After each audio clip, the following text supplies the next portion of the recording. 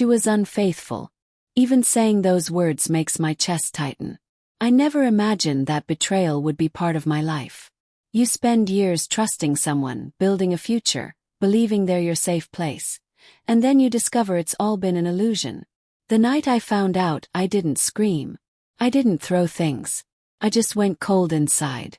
She had left her phone on the couch while she showered, and a notification lit up the screen. I shouldn't have looked, but temptation is a dangerous thing.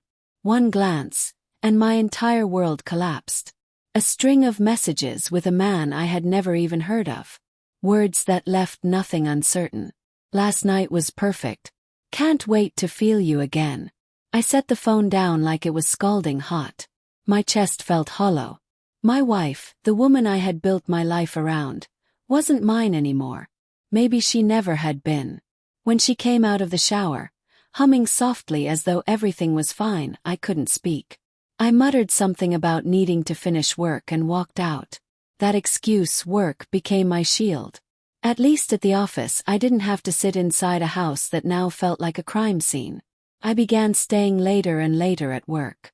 First, it was just to avoid her. But eventually, those long nights turned into something more.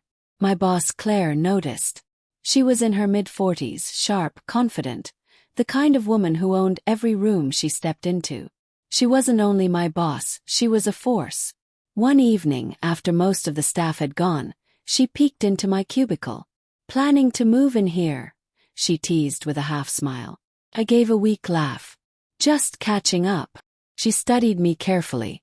"Don't lie. I've been around too long to fall for that. You're not here for spreadsheets."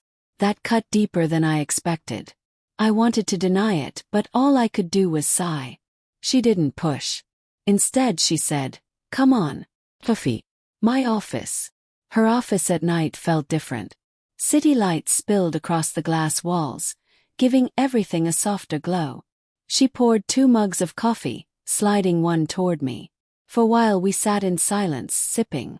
The quiet wasn't heavy, it was grounding. Eventually she asked, "Who hurt you?" The words broke something open inside me. I told her not everything but enough. About the text. About how my wife hadn't even tried to deny it when I confronted her. About how she had coldly said she hadn't felt loved in years, and walked away from our vows as if they were nothing but paper. Claire listened. Really listened. No cliches, no judgments. Just steady eyes and quiet understanding. When I finished, she said, "Then she's a fool. But don't let her make you think you're broken. You're not."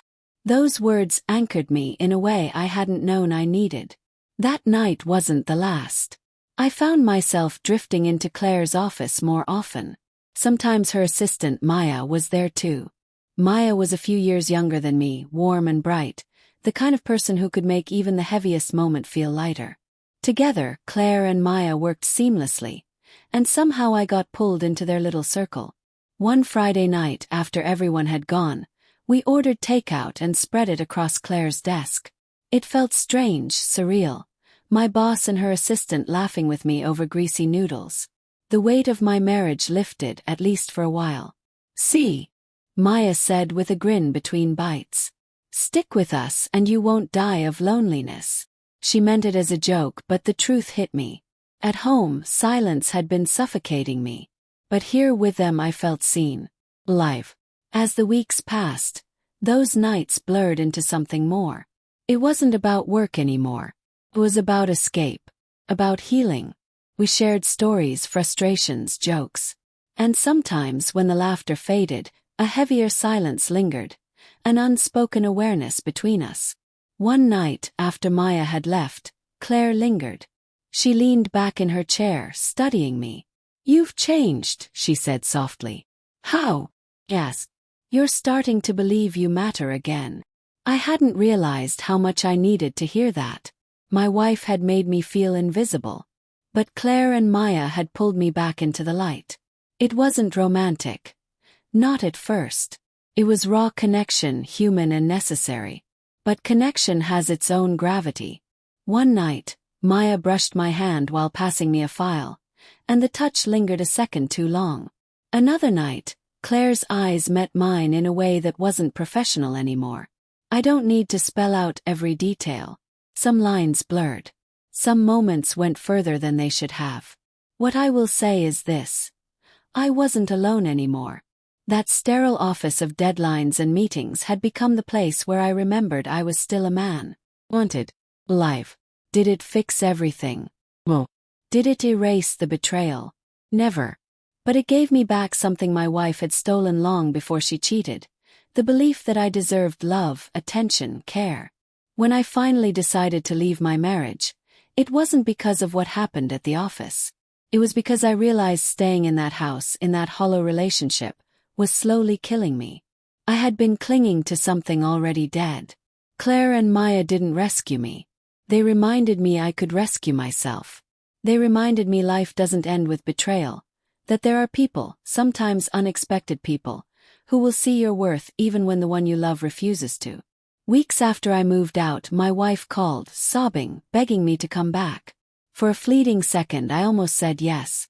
But then I remembered those nights in the office. The laughter, the coffee, the simple feeling of being seen. And I knew going back would mean erasing all of that progress. So I told her no. For the first time I chose myself. Yes, she cheated. And yes, it shattered me. But those long nights at the office, surrounded by people who refused to let me fade into nothing, gave me back my life. They proved that betrayal doesn't define you. What you do after it does. And I chose to rise.